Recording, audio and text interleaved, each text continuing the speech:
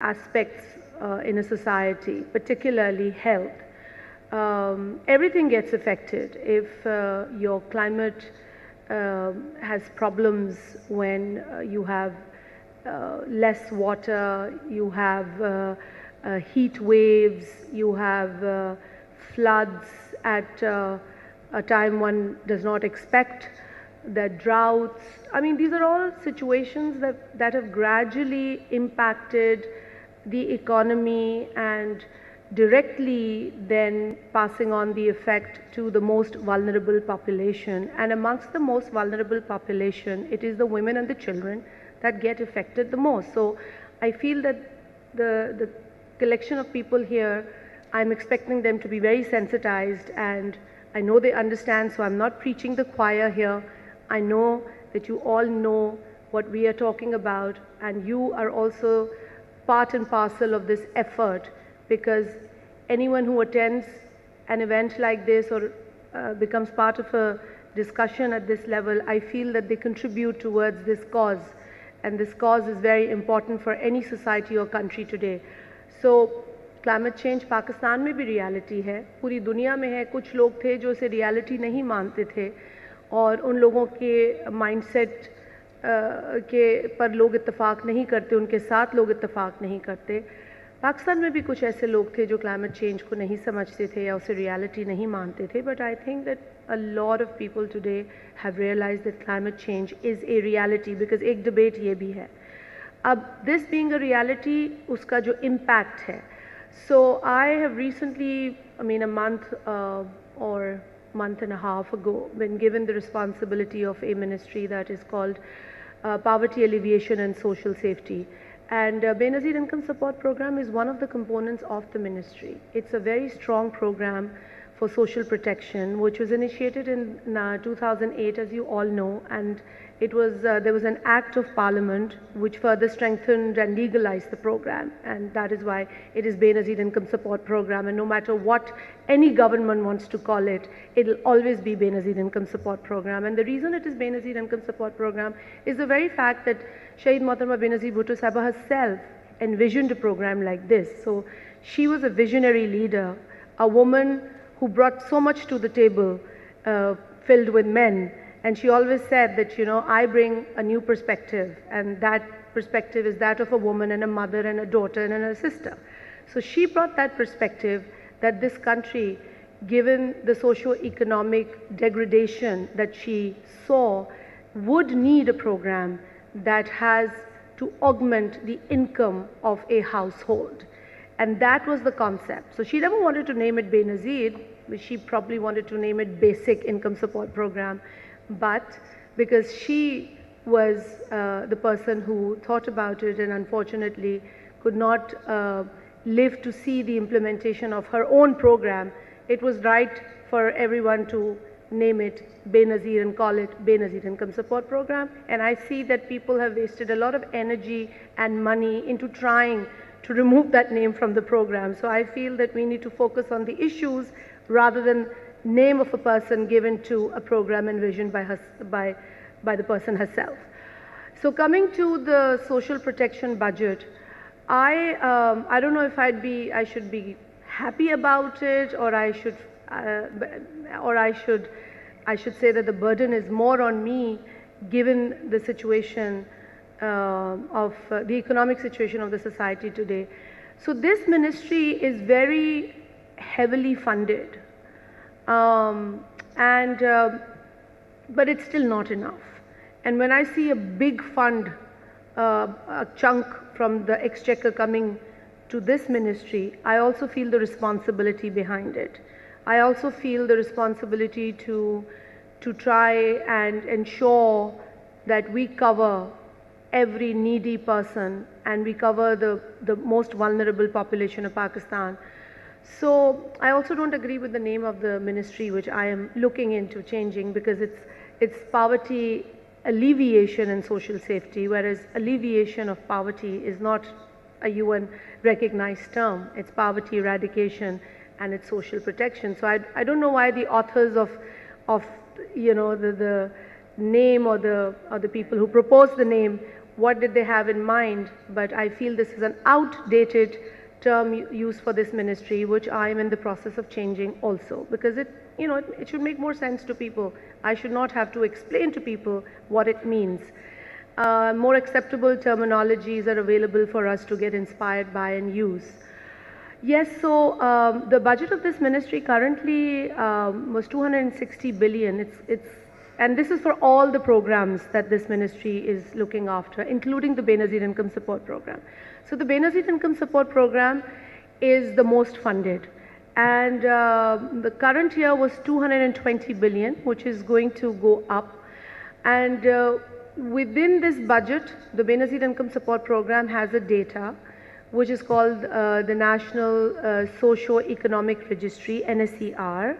And this is a unique data which we are very proud to own, because we feel that this exercise is not only useful for the recipients of Benazir Income Support Program, but also anyone else who is willing to work in the social sector or provide social protection to the marginalized communities in Pakistan. So this data is very valuable, and it's a unique data, and they have actually, the data collection is about, they have covered around 34 million households, out of which around 8 million families are being covered by Benazir Income Support Program. And as you know, that there have been some very difficult decisions for this government to take, particularly that of the increase in petroleum prices, and something that was inevitable, something that was inherited by this government, but something that we could not have run away from, because if we don't follow the agreements that are signed by any other government, despite our differences, ideological or whatsoever, with the previous government, but there are agreements that a country needs to honor. So if we honor an agreement, we take difficult decisions, but if we dishonor the agreements, then we create a bad name for the country in terms of its credibility, and then probably no one wants to engage with us. So there is, it's like caught between the devil and the deep blue sea, and we had to take a decision, which was a very difficult decision. But this decision was taken, it is taken again yesterday. So the Benazir Income Support Program, since it's a program for social protection of the marginalized or the vulnerable communities living in Pakistan, particularly focusing the women here.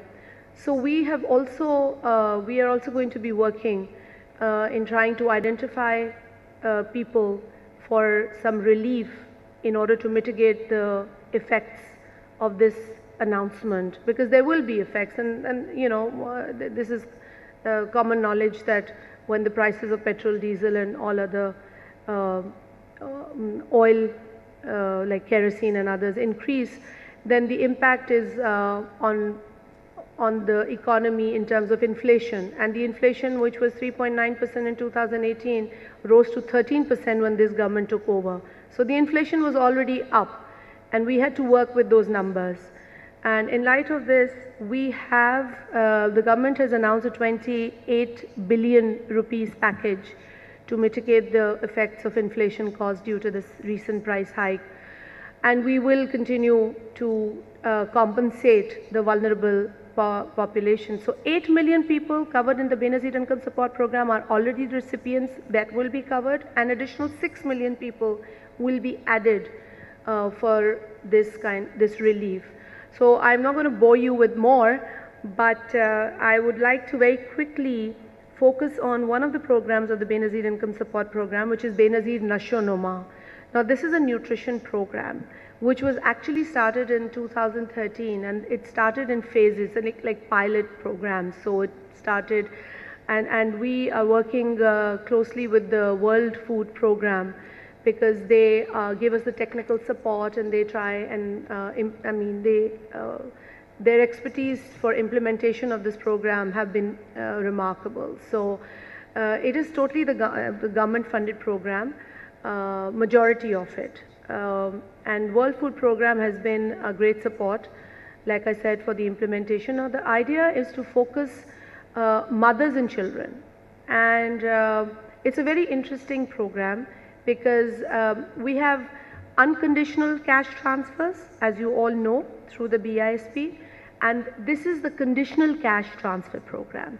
So we have two conditional cash transfer programs which are very sort of strong in their own way. And one is health related, the other is education. So for the health, it supports the pregnant and lactating mothers, women, and it also then supports the children, because as you all know that we have a problem of stunted growth, and this is our contribution towards helping these families. And there is a food supplement that is given to the mothers and the children. Ingredients are slightly different because these are adults and children we're talking about. But there is a sachet that is given, and sachet for the mothers, which is. I know. I'm just explaining everyone. Thank you. I'm glad to know you have some knowledge about it. So this is a program that is basically trying to work on the health side, and we are now going to be expanding it because the budget, we started with a 5 billion budget, and the budget is now going to cross 20 billion. So as you can see that we've realized that this is one of the programs that needs more attention. And given what the conversation here, I've not witnessed the whole session, but whatever I've heard now, I feel that everybody understands that climate change has a real effect on people.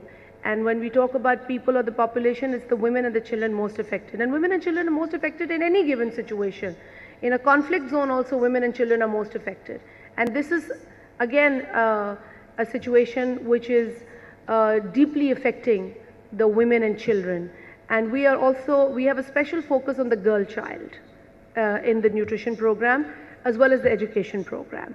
And I once again would like to thank the organizers for giving me an opportunity, and I look forward to working with such organizations and with individuals who want to contribute, because this is a program for the country and the vulnerable population of this country.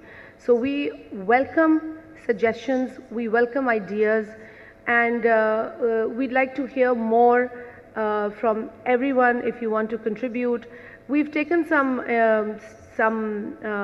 steps when I entered the office, which were probably not appreciated by the previous government or the representatives. But I feel that this is this is a people's program.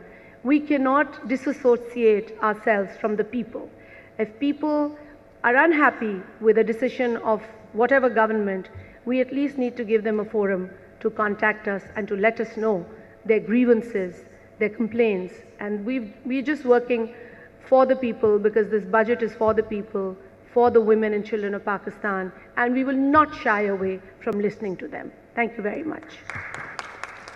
Thank you very, very much. And before I invite Mr. Rashbak here to wrap up the proceedings, if you will give me just 1 minute to answer the question that young man had asked about the gender document. I can see Mr. Danish Rashdi, who is the program coordinator of IUCN. And maybe he can just tell us that when is the CC gap report likely to be rolled out. That's all. He was going for prayer, so I told him just wait a second and answer that. Danish, any idea when it is going to be rolled out, the CC gap? Okay.